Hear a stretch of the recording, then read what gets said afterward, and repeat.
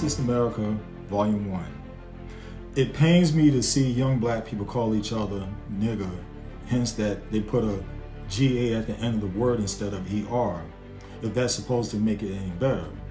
That's like giving a pig a bath and then 5 minutes later the pig is wallowing in the mud again. A pig is a pig and a nigger is a nigger, no matter how you slice it. And the more time goes on, the more we seem to forget our way and we become delusional as we continue to remind others outside of ourselves of what we think of ourselves. What I'm about to read is a constant reminder of how far we've come, and yet this generation continues to remind me how much more we need to work to get where we need to be. In the coming future, I'll be presenting many stories pertaining to racism in America from the book The Color of Law.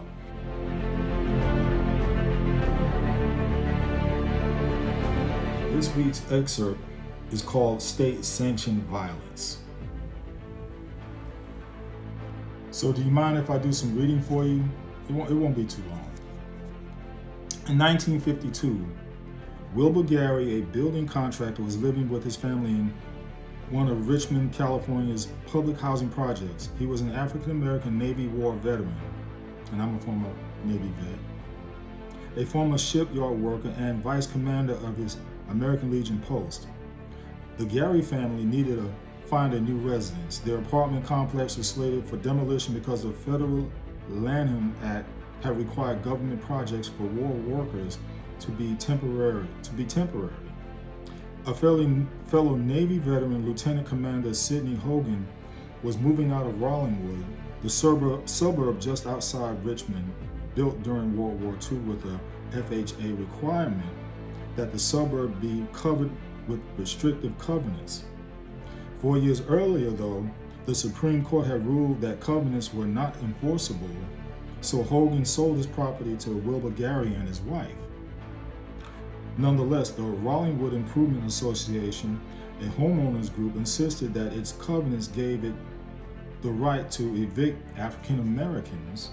The NAACP came to the family's aid and dared the group to try to enforce the covenant. The neighbors then attempted to buy back the Gary house for nearly 15% more than the Garys had paid, but they refused the offer. Soon after the Garys arrived, a mob of about 300 whites gathered outside their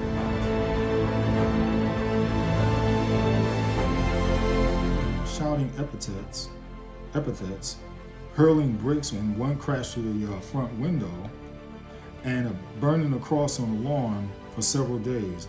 Police and county sheriff deputies refused to step in, no surprise there.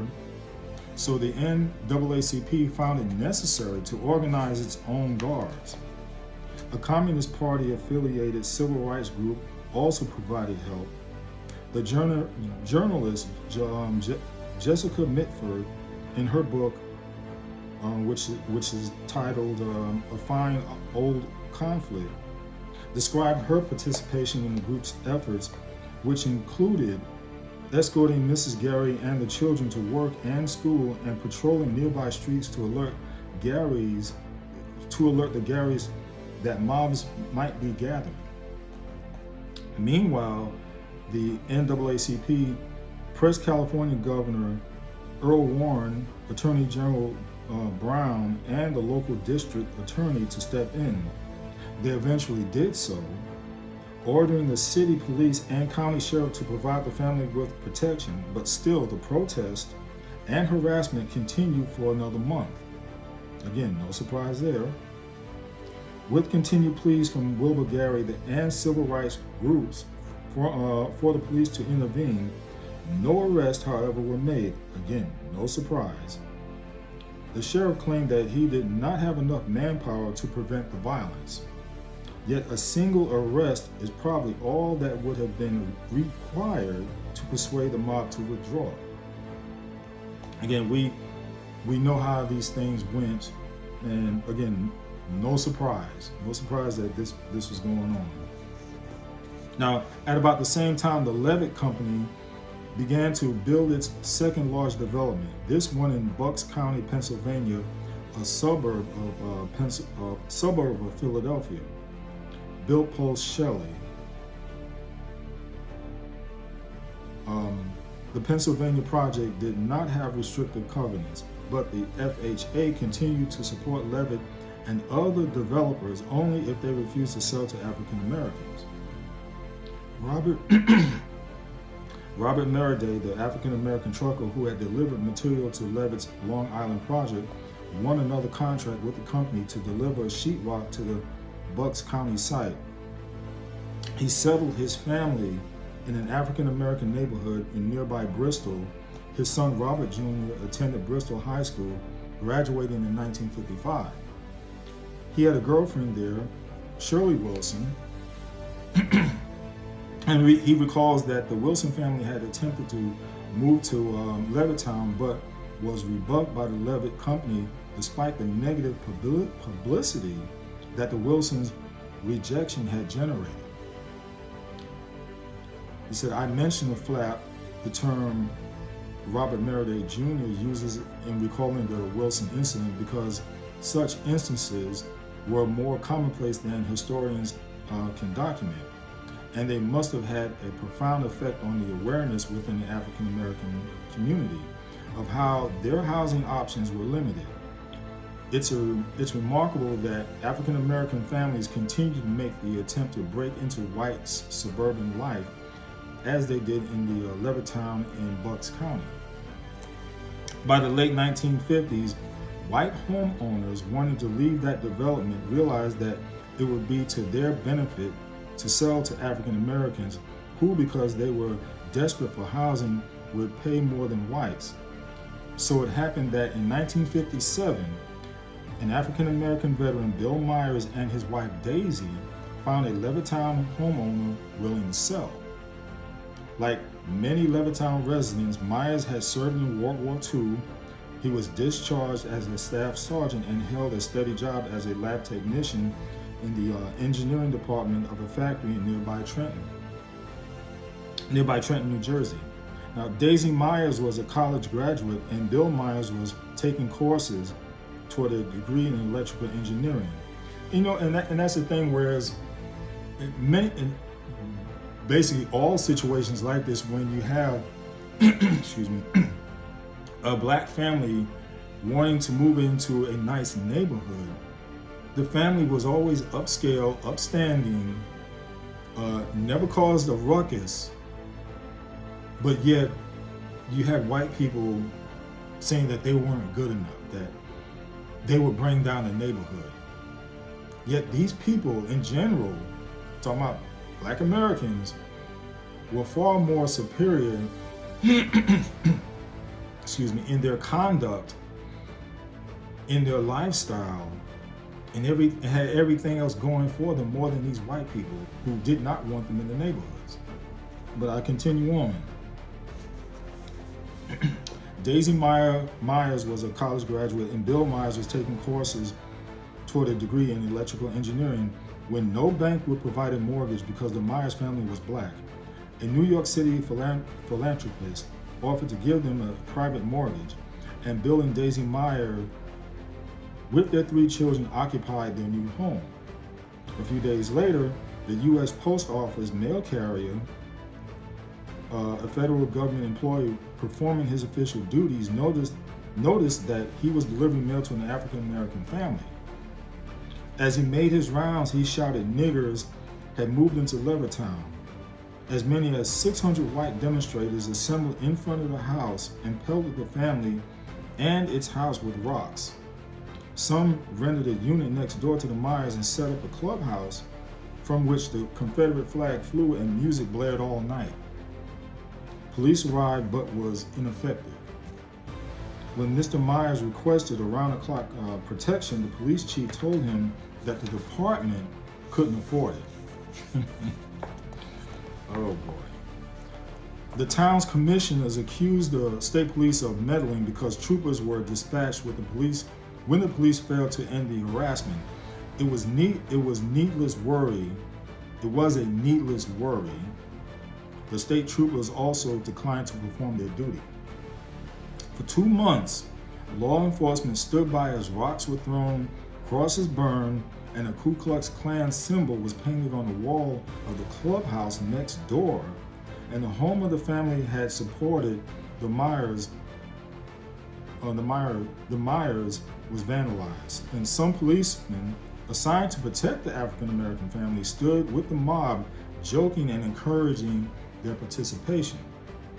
The participants.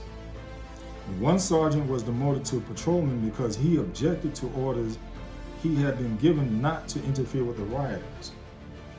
The district attorney approached Bill Myers and offered to purchase his property for a price substantially above what he had paid, even though riot leaders were well known for several weeks. Riot leaders were well known for several weeks, the police made no attempt to arrest them or shut down the clubhouse. The federal government did not discipline or reprimand the mail carrier. Eventually, the Pennsylvania Attorney General prosecuted some of the rioters for harassment and obtained an injunction against its continuation. But Bill and Daisy Myers, feeling constantly under threat, lasted only another 4 years. And in 1961, they sold their Levittown home and returned to the African American neighborhood in York, Pennsylvania, where they had previously lived. So, does the failure of police to protect the Gary Myers families constitute government-sponsored de jure segregation? When police officers stood by without preventing the intimidation these families endured, were the African American families' constitutional rights violated, or were they victims of rogue police officers for whom the state was not responsible? Certainly, we cannot hold the government accountable for every action of racially biased police officers. Yet, if these officers' superiors were aware of racially discriminatory activities conducted under the color of law, as they surely were, and either encouraged these activities or took inadequate steps to restrain them, then these were no longer merely rogue actions but express state policy that violated the 14th Amendment's guarantee of due process and equal protection. If we apply that standard to police behavior in Rollingwood and in Levittown, we must conclude that law enforcement officers conspired to violate the civil rights of the Garys and the Myers, and that this unremedied conspiracy of government authorities contributed to de jure segregation of the communities for those whose welfare was responsible. And this is the end of this excerpt. So, I just wanted to give you a reminder of what we as Black people had to go through. And this is just a small taste, a small tidbit of some more stories that I'll be presenting to you. And my thing is, I hope you learn from this. I hope you grow from it. Grow from it in the sense of remembering history, remembering what we've had to go through, remembering and being aware of what we've had to endure just because of the color of our skin.